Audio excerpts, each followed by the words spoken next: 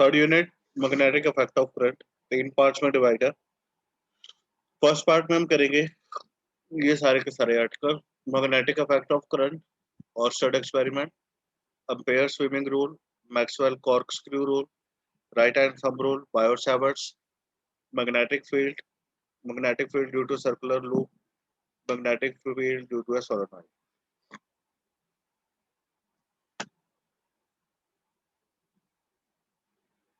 Please note कर लीजिए।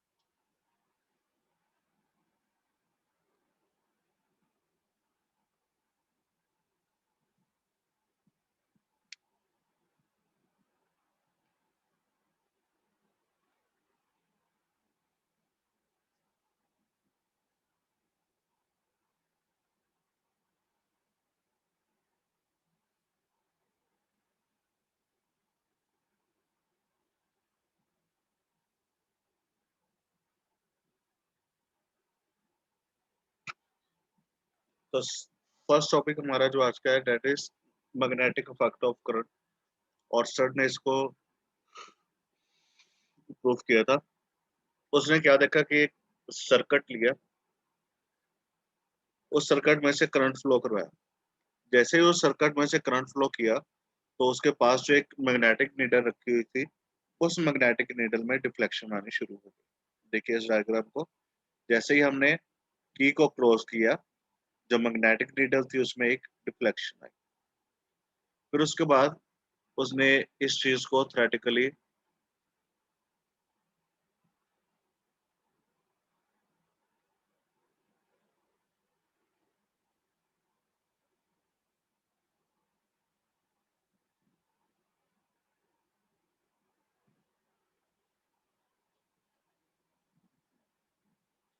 भैया आज आप सबको, आप पूरी की पूरी क्लास को बहुत बहुत कॉन्ग्रेचुलेट कि हरमन जी आए हैं आज हमारे बीच में।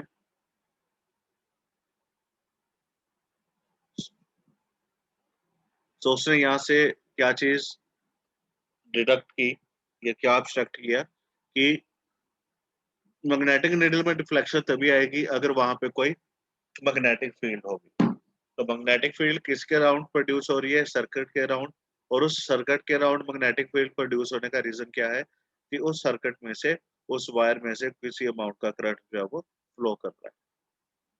तो उसकी जो स्टेटमेंट बनी वो क्या थी?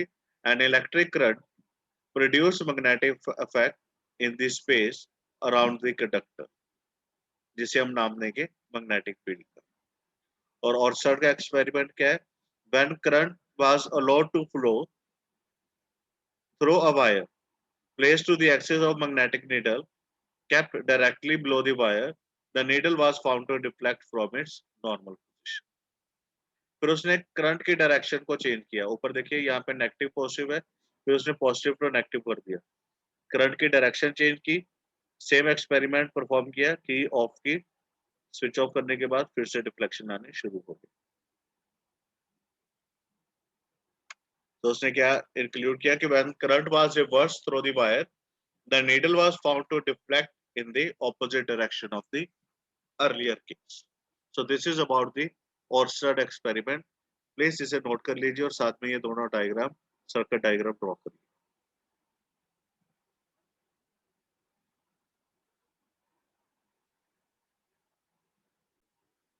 जब भी करंट फ्लो करेगा from south south to north direction में, O O stand for the magnetic compass, that there will be a deflection in the magnetic compass towards the west, SNOW, south to north, and deflection in the compass towards the west।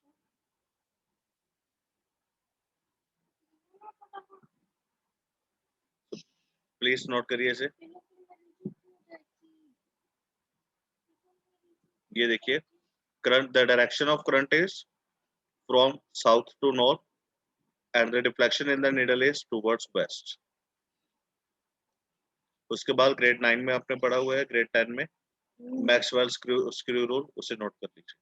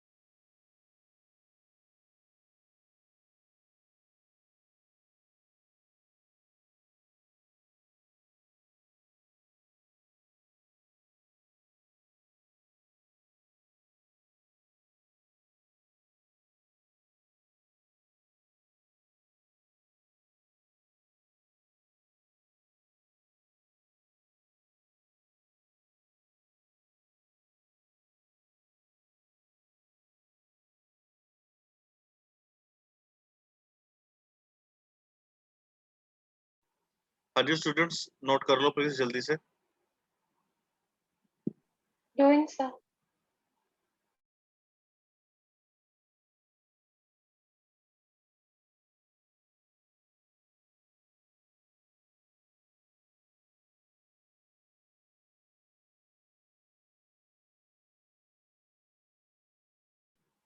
Exam में ampere swimming rule ही पूछा जाता है, snow rule के बारे में कभी question नहीं आया। तो उसमें आपने क्या लिखना है कि करंट एंटर कर रहा है from the feet of swimmer और लीव कर रहा है हेड से, तो जो डिफ्लेक्शन आएगी in the magnetic needle, it will be towards his left hand.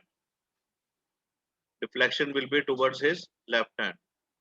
और अगर करंट एंटर कर रहा है from the head of the swimmer और लीव कर रहा है फीट पे, then the deflection will be towards his right hand. Then the deflection of magnetic needle towards right hand.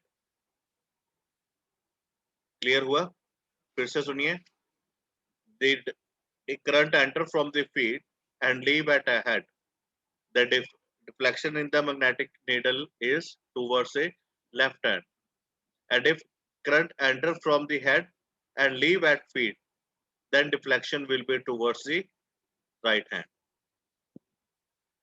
Note कर लीजिए इस चीज को।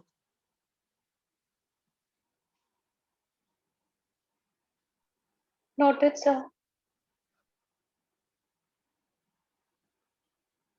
राइट हैंड थंब रूल, ये भी आपने किया हुआ है ग्रेड 10 में। बायो सेवर्ट्स मैं करवाता हूँ, राइट हैंड रूल आप नोट कर लीजिए।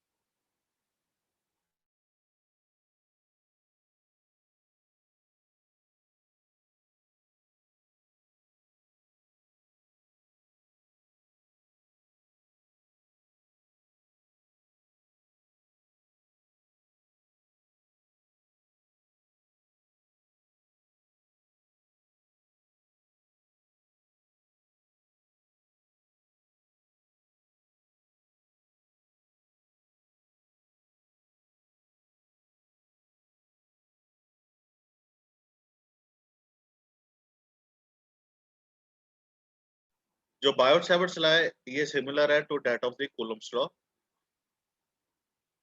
बायो सेवर्ट्स में हमारे पास एक वायर है, जिस वायर में से करंट जो है वो पास आउट हो रहा है। I is the amount of current, P कोई भी ऑब्जर्वेशन पॉइंट है, तो डीएल हमने एक स्मॉल लेंथ एलिमेंट लिया है जिसमें से करंट पास आउट करवाएंगे। दोनों के बीच में डिस्टेंस है आर का। तो मैग्नेटिक फील्ड जो प्रोड्यूस होगी, that magnetic field will be directly proportional to I, the amount of current, dl length element, sin theta कितने एंगल पे इंक्लाइंड है, and inversely proportional to square of distance. अब सबको मिला के dB is proportional to IDL sin theta by r square और dB is equal to mu naught by 4 pi IDL sin theta by r square. वहां पे हमारे पास है 1 bye 4 pi epsilon not, यहाँ पे है म्यू नॉट बाय 4 पाई. वहां पे हमारे पास है Q1 Q2, यहाँ पे चार्जेस की जगह हमारे पास करंट है और करंट एलिमेंट dl है. वहां पे एंगल नहीं था, यहाँ पे हमारे पास एंगल है sin थीटा, और वो भी इनवर्सली प्रोपोर्शनल था स्क्वायर ऑफ डिस्टेंस के, और ये भी इनवर्सली प्रोपोर्शनल है square of distance. So this is somewhat similar to that of Coulomb's law. इसकी स्टेटमेंट नोट कर लीजिए और mathematical expression. dB is equal to mu naught by 4 pi IDL sin theta by r square.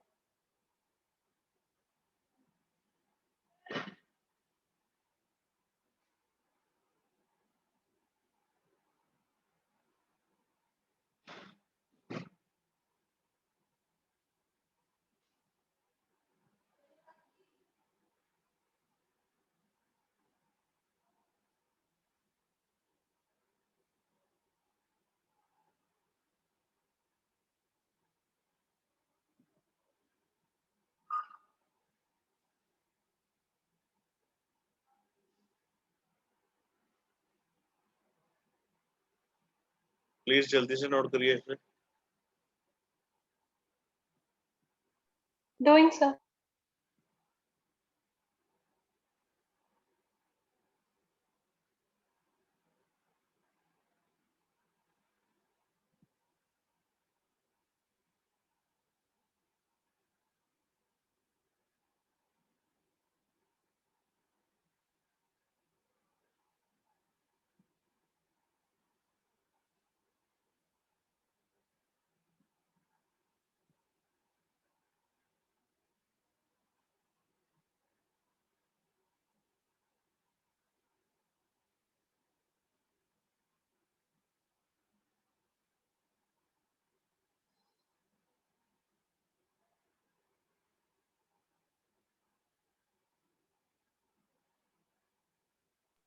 Written, sir.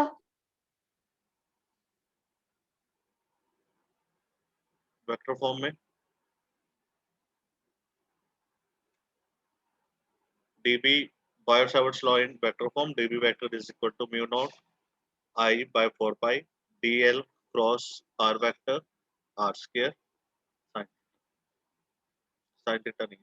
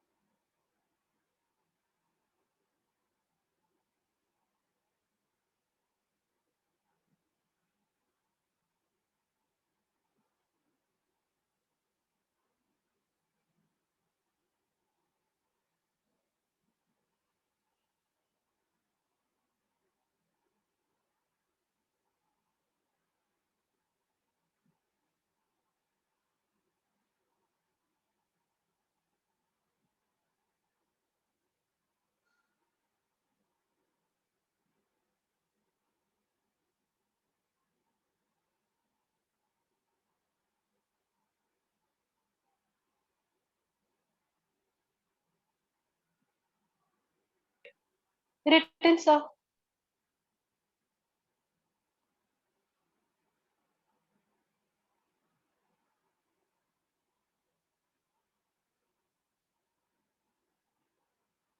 Next हमारे पास एक article है, magnetic field due to a straight wire carrying conduct current. इसे हम solve करेंगे by using Biot Savart's.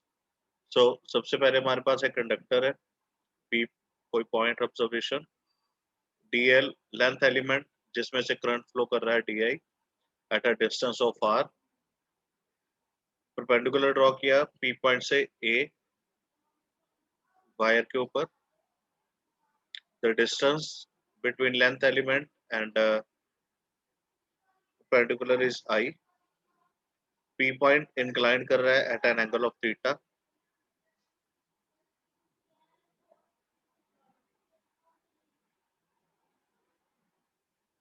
Magnetic field यहाँ पे calculate करो। तो सबसे पहले dB is equal to mu naught by 4 pi IDL sin theta by r square। अब यहाँ पे देखिए जो इक्वेशन है मेरे पास राइट हैंड में, उसमें सारे के सारे वेरिएबल है। I variable, DL variable, sin theta variable, R is variable. तो हम सबसे पहले क्या करेंगे, इन सबको एक ही फॉर्म में, एक वेरिएबल की फॉर्म में कन्वर्ट करेंगे। किस तरह से? By definition, sin theta is A by R. Sin theta is A by R perpendicular upon hypotenuse, और similarly cos phi is A by R। तो R हमारे पास किसके इक्वल आ गया? A cos phi, और R is equal to A secant phi। तो R हमारे पास आ गया in terms of phi। दूसरी side tan phi is I by A, sorry L by A, L is A tan phi and DL is A secant square phi। तो हमने L को, sorry DL को भी convert कर लिया second की form में। अब अपर इक्वेशन DB में हम सारी की सारी वैल्यू फिल कर देंगे। I एज इट इज रह जाएगा, DL की जगह पे A second square phi D phi, sine की जगह पे A बाय R, और R की जगह पे A सेकंड स्क्वायर फाई। तो वो सारे के सारे आपस में कटिंग हो जाएगी उसकी। तो DB is equal to mu naught by 4 pi I cos phi D phi by A।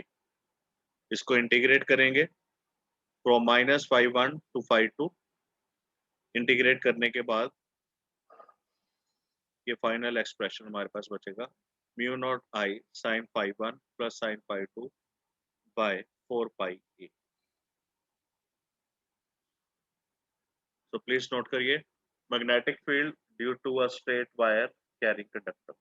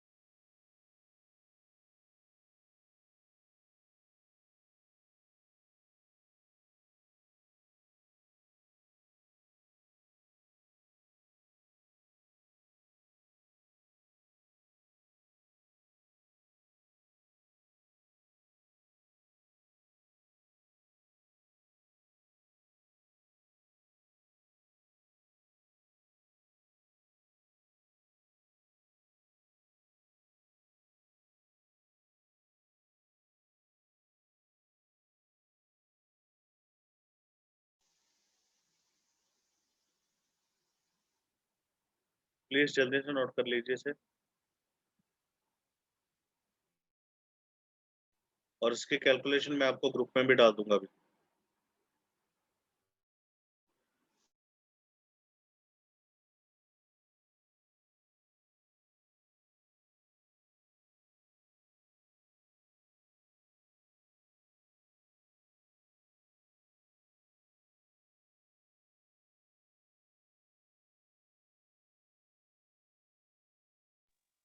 Written, sir.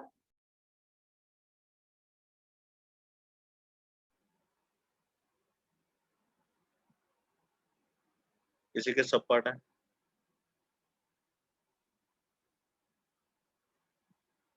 Note कर।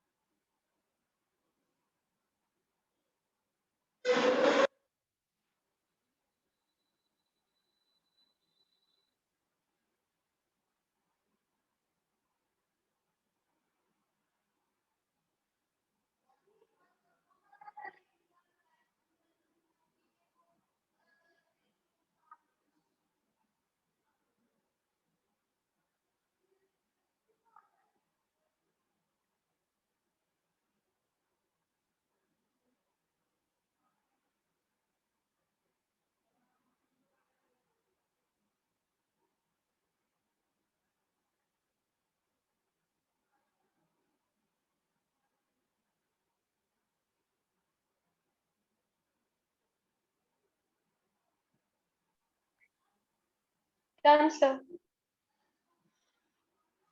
ठीक है जी, बाकी नेक्स्ट टाइम कल आपका टेस्ट रहेगा करंट इलेक्ट्रिसिटी ओनली एक्सप्रेशन, सिर्फ एक्सप्रेशन बेस्ड का, तो उसके बाद इसके कंटिन्यू करते हैं। Thank you very much. Thank you, sir.